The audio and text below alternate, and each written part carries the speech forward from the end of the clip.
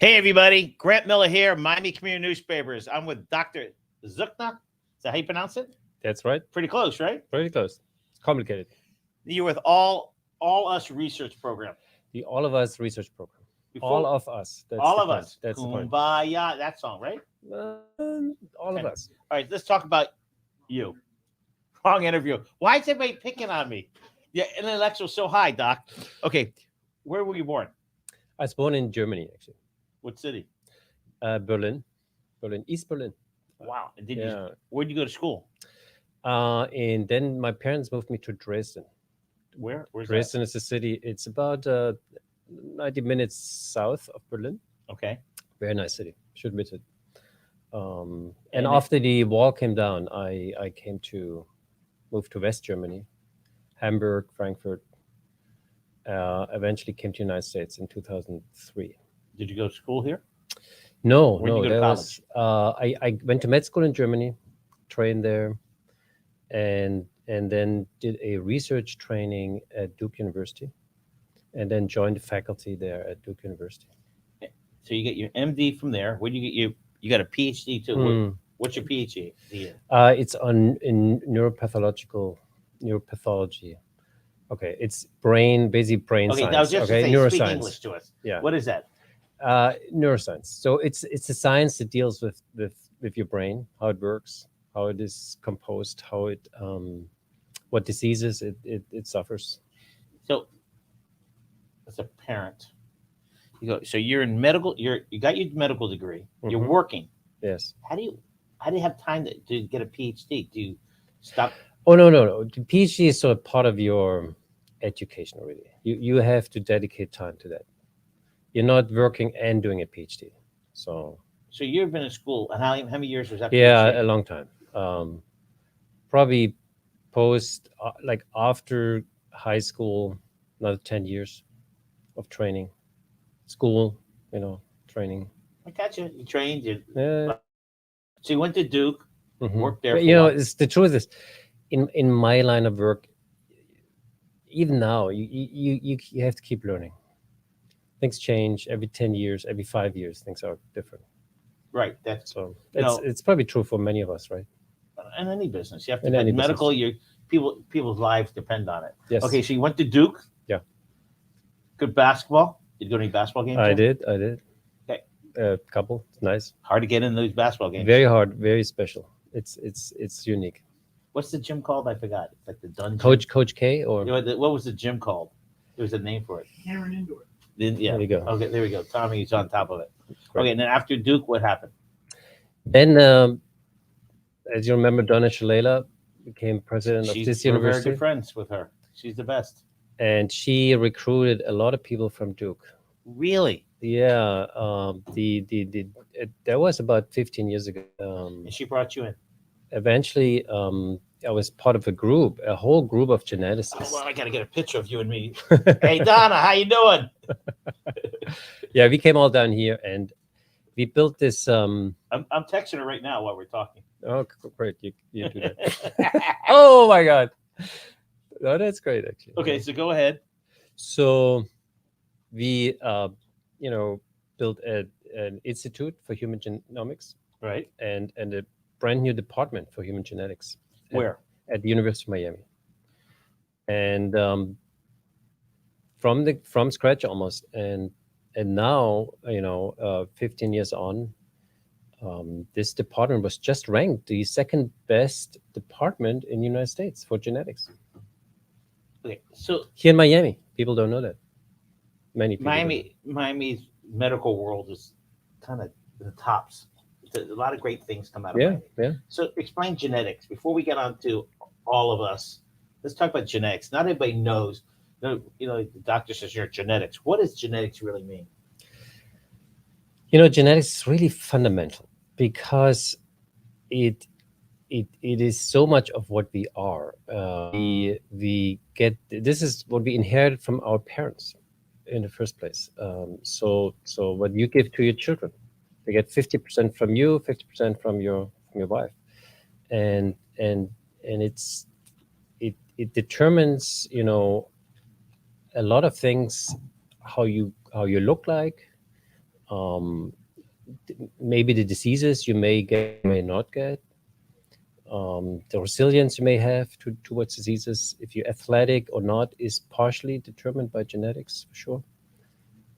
So we think it's so fundamental that everything in health has a genetic link. You know, the Millers, my brother and I, and all the Millers, our little joke is we have fat genes. Yeah. Because we look at food, we gain weight. It's also not all is genetics, right? Yeah, it It's didn't help when you eat two genetics Whoppers and for a what day. we call so in genetics we also is the genes and the environment. And with environment we mean basically everything else but genetics. So how you eat, where you grow up, like locality, how much sport you do. I mean, all the risk factors we know, all the things, what job you have, exposures to toxins, allergens, animals, plants. All this is environment, and it interacts with genetics. That part is super complicated. I think it's fair to say it's not well understood yet. So when you say you have the, what do you say? How do you call it? Fat genes. The fat genes. There is probably some genetics in you that But when you eat a I can blame burger, my parents for me being fat. when Thank you eat a burger, right, you may gain a little. And people like me, we eat 2 burgers and gain a little less. Wait, what were your parents do for a living? Okay, my dad was a veterinarian. But not for small animals, what they call, let's say, small animals. He actually dealt with cows. So he would work with farmers and looked out for Throughout cows. Germany. Yeah, in East Germany. My mom was a nurse trainee, so she taught in nurses. So genetics. Medicine wasn't so far off, Right. So is that genetics? What is that? Is it because like parents were in medicine? Yes. Well, also genetics is fascinating because it's been around for over 100 years, obviously. Several hundred years actually, when you go all the way back. But even this 1970s, it was not so much part of medicine. And in the 80s, it gained more attraction. And then in the 90s, it started really exploding. The United States started a program in the late 80s called the Human Genome Project. At the time, it was the most expensive science program ever. And she didn't respond yet, huh? And it really, what it did, it over 20 years almost, or 15 years, it decoded the entire genome. So I think the Human Genome Project really put genetics on the map in many minds, in medicine as a whole. And ultimately, it attracted people like me, right? When I went to med school, the Human Genome Project was in full swing. What did you want to do when you're in medical school? What was your residency program in? I trained as a neurologist and as a neuropathologist. Yeah. Wow. Okay, so let's get back to all of us research. Yes. Genetics, you're number 2 in the country? Yeah, so the department, which really means this is the faculty, the professors we have in the department, all of them together, they're mostly research success. It contributes to this score. And we were rising in the ranks over the years, and it's the first time we ranked that high. Number 2. Who's number 1? Baylor College of Medicine in Texas. That doesn't count. See, that's what Texas. I say. That's another world. Yeah. So let's talk about. They're very good, though. Yeah, well, Baylor's just a great university all around. Yeah. Let's talk about a little bit more about the genetics. Where's the headquarters located? Do you get federal grants? How's it funded? These are people think, well, University of Miami pays for it. No. Yeah. You have to get funding. Yeah. In fact, the vast majority is funding from outside. In fact, that is what a lot of this ranking is about. How successful are you to bring in funding from the NIH, National Institutes of Health, patient foundations, donations, play a A big lot of role. individual donations. Yeah, yeah, and so this all comes together. Every dollar is pretty much project specific. So we study the professors in the department. They study over 70 different diseases, from autism, Alzheimer, hearing loss, neuropathies, even things like sports medicine, genetics and sports medicine. So it's pretty broad. Yeah, How big a staff is there? How many we're doctors? about 200 people altogether. Wow. It's all Yeah. located at 12th and 12th. Where's your office? Yes. Yeah. 12th and 12th, give or take. Give or take. The medical center of Dade County. Exactly. The Miller School of Medicine in downtown. Okay, let's talk about human genes. Why is it so important to learn so much about it? Yeah. It has become clear through research that which genes can cause what disease. Um, there are many patients out there who are looking for answers for their sickness, and many of them found the answers in genetics. That we could actually, now there are thousands, literally thousands of genetic tests that can tell if you carry a certain gene that causes a disease or has a higher risk for you that you might get this disease. Can you give me an example? Um, Well, the let's most, how about this? yeah, I know somebody in the family had prostate cancer. right, What are the odds? That's yeah. genetics, right? That every yes, there's a short answer and a long answer. Well, how long you want the show to be? Give me a short one because my ADD.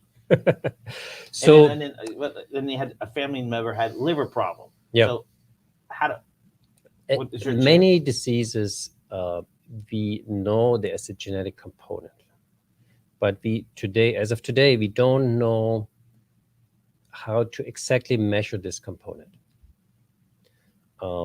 So there are so that is true for many diseases, like heart diseases, cardiovascular diseases, certain cancers, uh, obesity, and so on and so forth. And there are other diseases that often we call rare disorders because there are thousands of them, but each individual one is can be relatively rare. Uh, some of those disorders we actually can pinpoint a very specific change that you got from your parents sometimes, and there's this one change that makes you get this disorder. And how do you? Yeah. So if my genes are there, Hmm. can we prevent it from me getting something? Yeah, for the longest time there was like this dream, right, which seemed like impossible. But in the last, I would say, 5 years only, uh, there are now real genetic drugs that are given to patients, and some of these drugs are phenomenal in their And what would they do? effects. For instance, there is the first genetic drug ever released in the United States was about 4 years ago for a very specific type of blindness in children.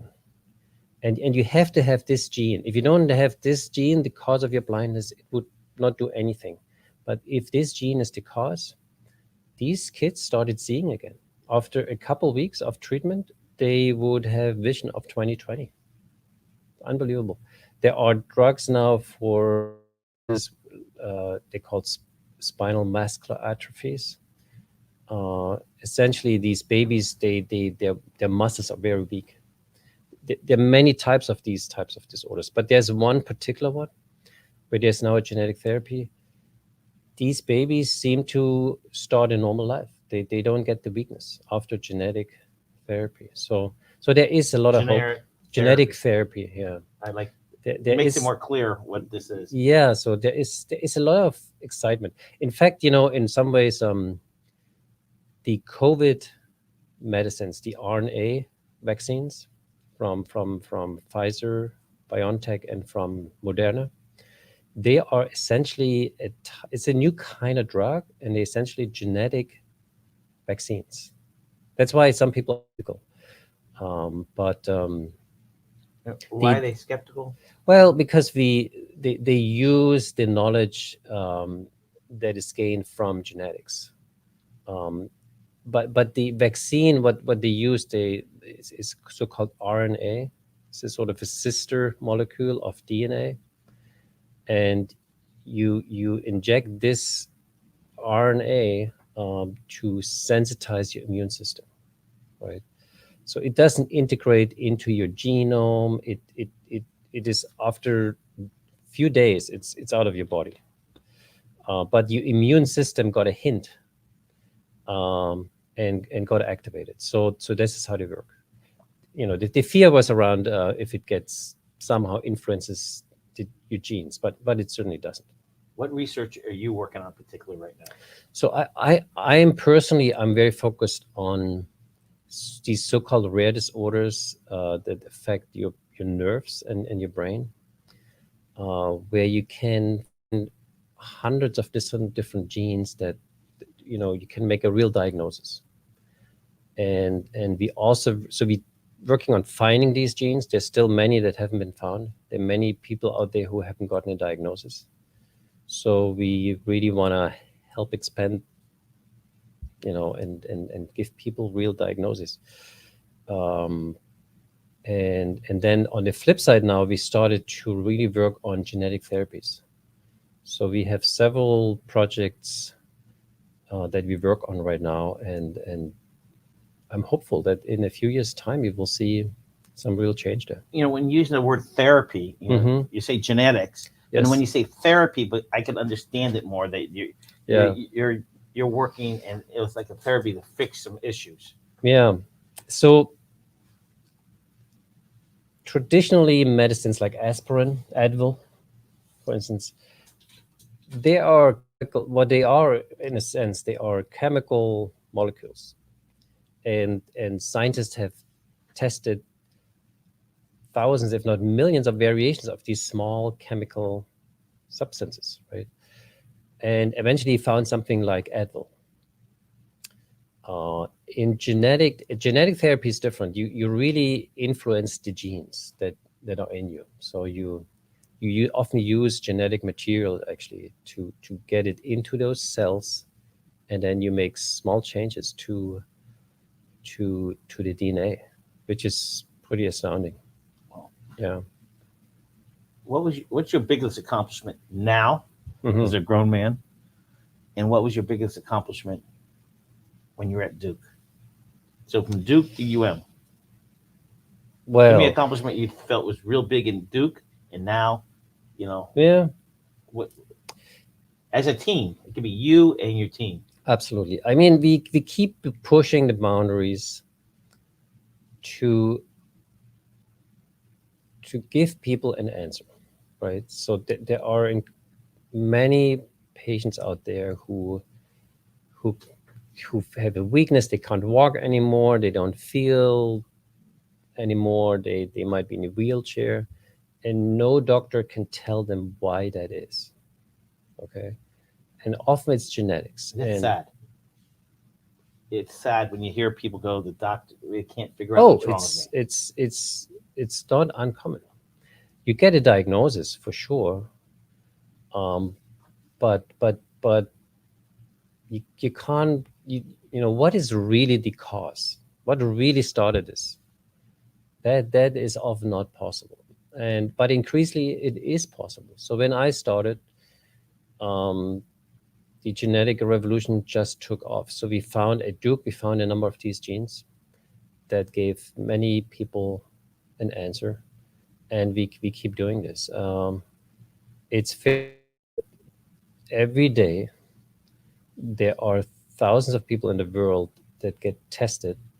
They get clinical tests based on discoveries the teams I work with have made over the years, every single day around the world.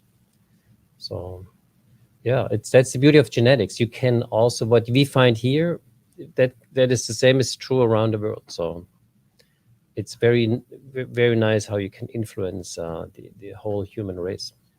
For for the company, all of us. Yeah. What are your plans? What's the projection? What next project? What's the near future? So that's a nice segue. So the all of us sort of acknowledges all that, and then say let's go and take the next step. But to take the next step, arguably you have to really reach another level. So what the all of us wants to do is do something big and convince 1 million or more Americans to join this research study, stay with it for 10 years or more, and then every one of those participants would get a genome sequence. So all their genes going to be looked at. All their medical records would become part of this study. And when you have this sort of comprehensive set of information, plus the large number of people, 1 million or more. So you need 1 million people. Yeah. And come frankly, that's the beginning, I think. And so you want 1 million people to come to your all of us. Yes. Start. And what you're looking for volunteers? Yes, that's what we do. And it's not just us in Miami, obviously. Yeah, I understand. Yeah. But I'm using us. Right, all right. So 1 million people. And so let's say I volunteer. What would you do? I want to know short, fat, bald. Yeah. Is there a gene pool for that? To find that, it turns out we have to go to next level. So you draw my blood. Then Yes. what? So if you would join, right, you would go online. You would fill out some forms. You would learn about the study. What's the webpage? Can you put that up there, Tommy? Yeah. So you consent to the study. We explain it. If you have questions, we explain the questions. So then you join online. Very convenient. You can do it on your phone. Then you make an appointment with us. You come to one of our sites that can, what we call, enroll you. And how many sites do you have? We have 4 sites right now. Throughout Dade County. They all at the located right now. So right now it's at one site. Yeah, but we have different points there. Okay, so different entry points. And then once you come, really, it's a very brief physical examination, and then a blood draw, and you give a urine sample. All of this is frozen. So blood or urine? Both. This is shipped next day up to Mayo Clinic to a central national biobank that is reserved for scientific research. So you need to make this thing work for not just Miami, across the world. It's across the United States. Yeah, but I'm saying, right. But you need 1 million people. Yes. All. That is a key point, diversity. You may have heard, it's unbelievable, in biomedical research, when you go back to the beginnings to now, over 80, maybe over 90% of all the participants, like volunteers who participated in this research, they were white people, mostly male people, mostly certain age groups. It doesn't reflect what the country is. It reflects a part of it, probably a sizable part, but a lot of groups are left out. So diversity is a huge topic of all of us. And that's why Miami is such an important place. Well, we're the greatest melting pot in the world. There you go. Yeah. Now that you've been here for how many years, Miami? 14 years. 14 years. There's a street called Bird Road. You ever heard of Bird Road? Yes. You drive up and down Bird Road. What's it called, Bird Road? I don't know. I've only been here 64 years, but on Bird Road, there's a Cuban steak, American steakhouse, Nicaraguan steakhouse, every type of nationality up and down Bird Road. Yes. Miami is such a diverse area. That's why this is so important, correct? And when we... And at Bird Road is the home of the world's greatest hot dog place. Do you eat hot dogs? I didn't know that. Which one? Wait, you don't... 14 years and you never told me. Our better hot dogs. Come on, Doc. They serve 1,200 hot dogs a day. And if you're good, you could order a Grant Miller dog. There's a dog named after me. Good. You keep that in mind. Do you want me to take you there? Yeah, I would love to. It is the melting pot of Miami. It's you go in there, you go. You should set up a station there because all rich, poor, tall, everybody goes in. It's a home place, a homey little Okay, place. good. I'll take you up on Okay, this. so we need 1 million people. We to need a make million this people. work. So I was going to say we have now this program is running for about 3 years in Miami now. We have convinced 10,000 people in Miami to join already. That's the largest. It's about, You get $25 and maybe is free parking, that pay for the Uber one way? basically. So it is it's a real volunteer program. What you also might get is a whole genome sequencing About yourself. about yourself. So you get your ancestry information back for free. And eventually, By the way, that's $100. I don't know. 99, yes. $99. Yeah, The whole yeah. thing. And also, starting next year, you will get certain medical information from your genome back. The challenge. Just Yes. thinking for myself. I think it'd be great to do it, but then I got to go down. I know. But how many times do you have to go? Once. Just once. But you have this wonderful app and website, Right. that keeps you connected, right? Over time, we ask more questions online. You get more bits of information about yourself, and so that's a way of keeping in touch. But you only have to go once. Okay, so that's good information. Yes. So you do a lot of rare genetic disease research. Yeah. Can you give me? Let's talk about that, but give me an example. So I'm sure you know somebody with what's called a neuropathy. Correct. So a lot of people get it because they have diabetes for many years. So the feeling isn't so well in your feet. You have trouble walking. It turns out a good number, not the diabetes so much, but a good number of people with these neuropathies actually have genetic reasons. That's one disease we work on. Just as an example, myself.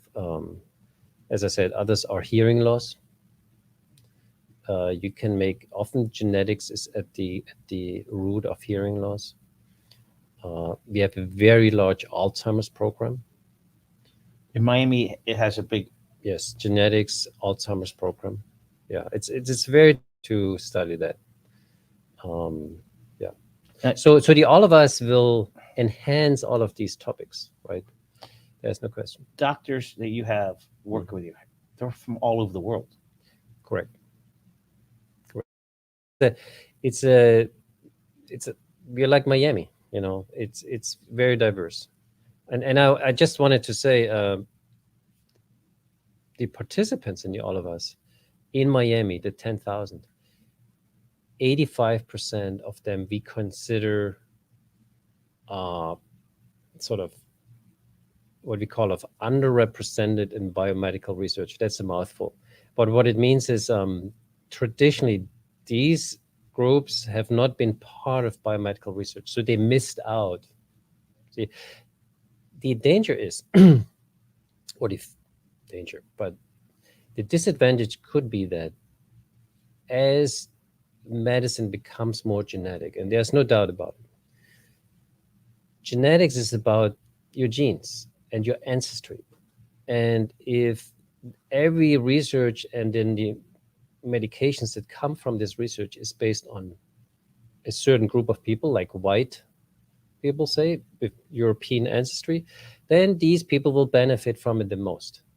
If say African American communities don't participate in the research, then there will be less medicine come out, like therapies will come out eventually out of this, and they will less therapy, genetic. Yeah, so because it's so personal, medicine becomes so personal. That's probably the biggest revolution going forward, and so it's all everybody has. It's not just blacks, whites. It's also rural people who live in more rural communities versus in a center of Miami, because they're different environment and gene interactions.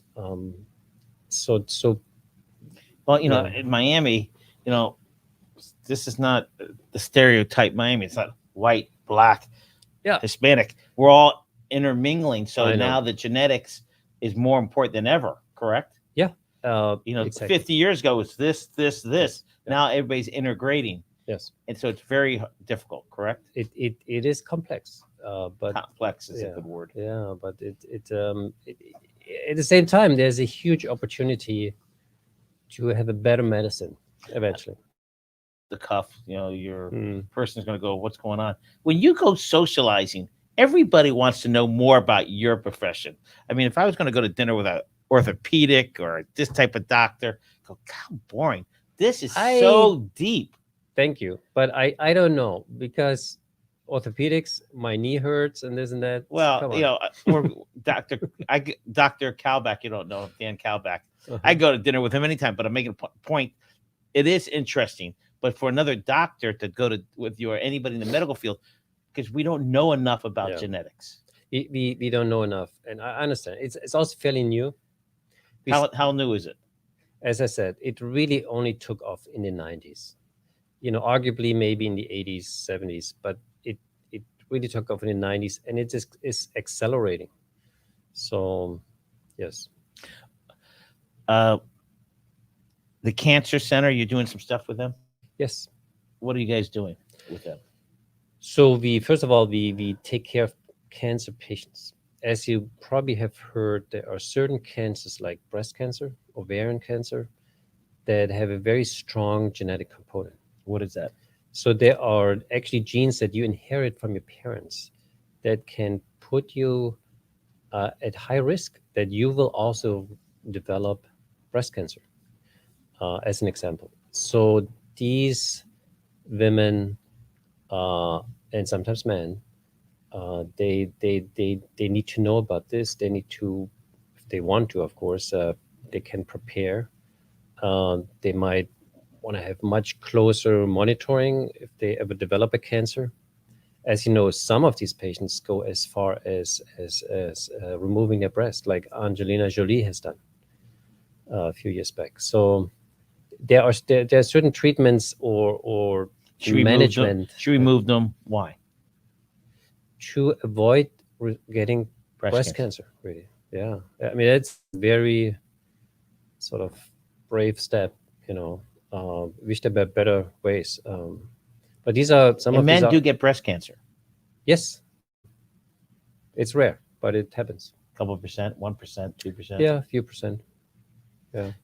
You have a genetic clinic within your department? So we do that, the genetic clinic in the department.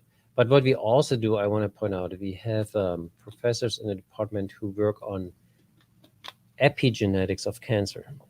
Okay, that's what? How do you spell that word? Yeah, how do you pronounce it again? Epigenetics, EPI, and then genetics. Okay, I just want to make sure you knew. Yeah, thanks. Did I pass? How do you pronounce it again?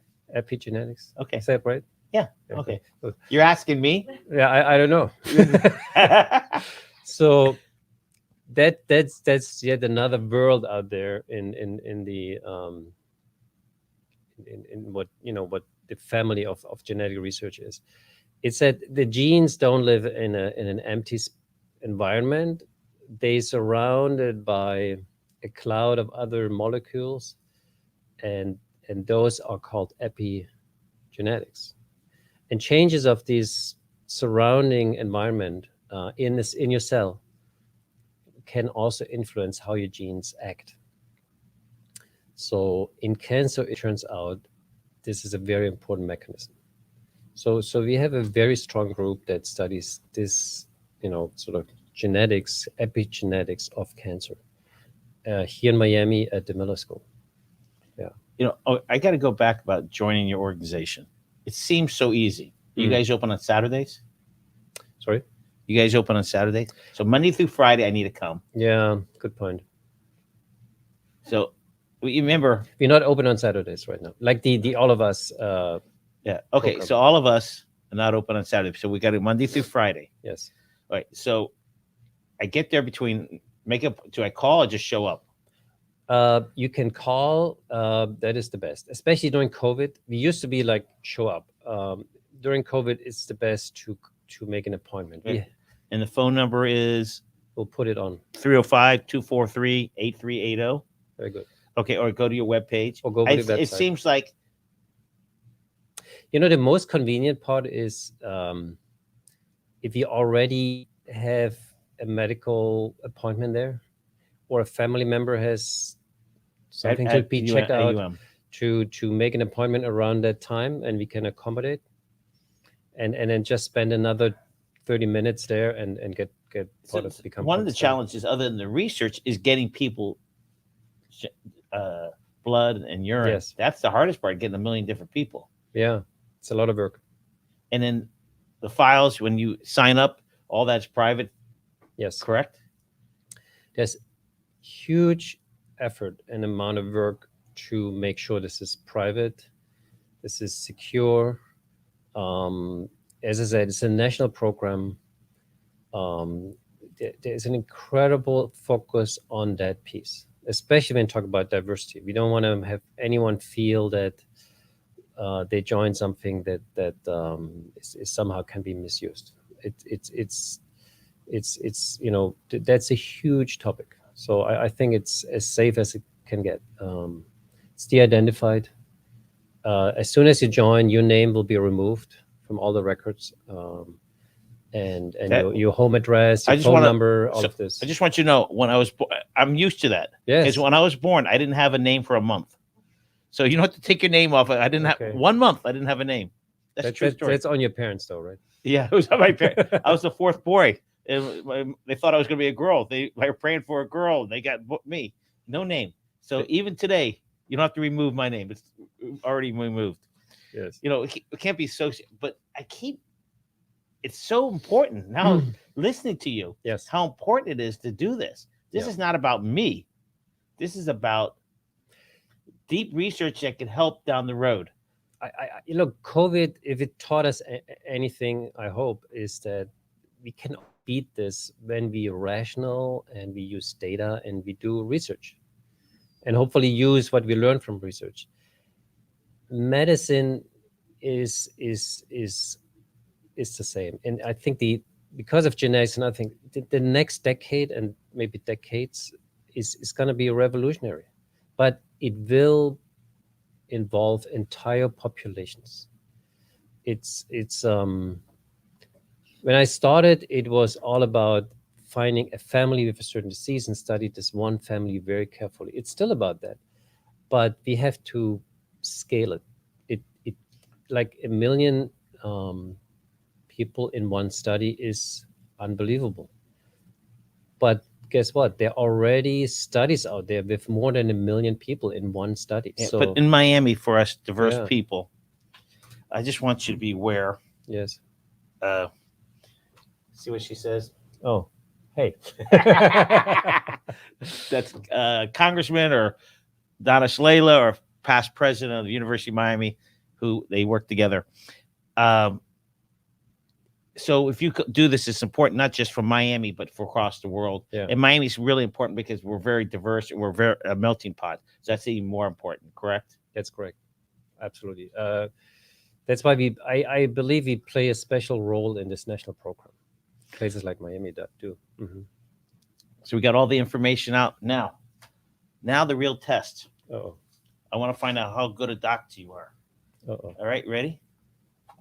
Who's your superhero as a kid? As a kid, oh my, I couldn't tell. No? I don't know. I grew up in East Germany. There were no superheroes. Okay. Best hot dog? No. Oh, no. Your favorite football team? Oh, the football. What? Soccer. Ask me about soccer. Yeah. Who's your favorite soccer team? You can guess. Who?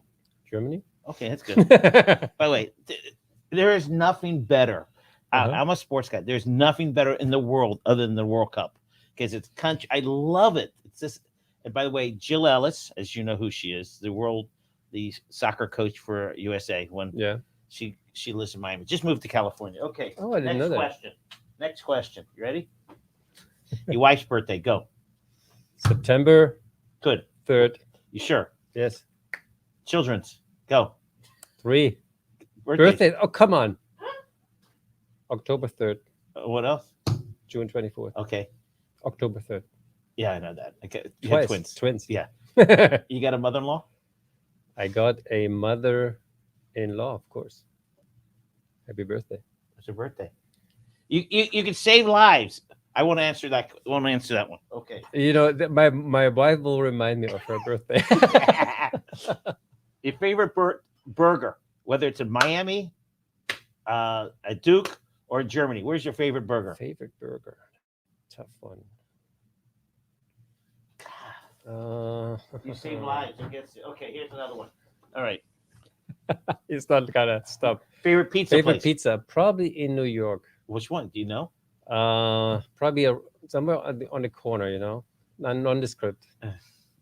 As a kid, what was your favorite gift? Whether it, I'll be careful during December. Yes. You know, what was your favorite gift as a kid? You know, we have that's not as a kid though. Okay. I grew up in Germany. Right. We have this tradition of sort of Christmas markets. Right. Many towns have this, and it's kind of nice. It's cold outside, and it's all outside. Right. You can buy little presents, but the main attraction for many is there's a kind of a liquor wine they serve. It's called Glühwein. And how old were you when you were drinking that? Why are you asking this? All right, your favorite taco place. Favorite taco. You don't. I guess you don't eat out. You know. Here's the thing. COVID, it threw us out of everything of this. Don't you think? Okay. Okay. And, here's final. Yeah, on Bird Road. On Bird Road. You're taking me. Okay. Okay. Your favorite animal. My favorite animal. Yeah. I like animals. Which one? It's like cows, because your father did research on them, took care of them, right? Yeah, he took care of them. Good answer. You know, you remind me of my daughter. What's your favorite color, Dad? There are many good colors. I tell you that. Well, it's truly, I really enjoyed this interview. My brother couldn't do it, so I was a lucky one. I'm signing up. Good. I'm going to sign Fantastic. up. I'm going to go to the webpage. I'm going to go next week. Great. Join allofus.org Miami, and I'm going to find everything about me. It's worth it just on that. More than my family tree, because you didn't believe me. I don't. This is impressive, and that's great. Welcome But to the All of Us family. But I think it will help. You know, like my children, they are mixed, so they should be doing it. They should be doing it. Just we will arrange it. No problem. Doc, thank you very much. It's a great day. Everybody, join us. Join allofus.org. Have a great day. Thank you.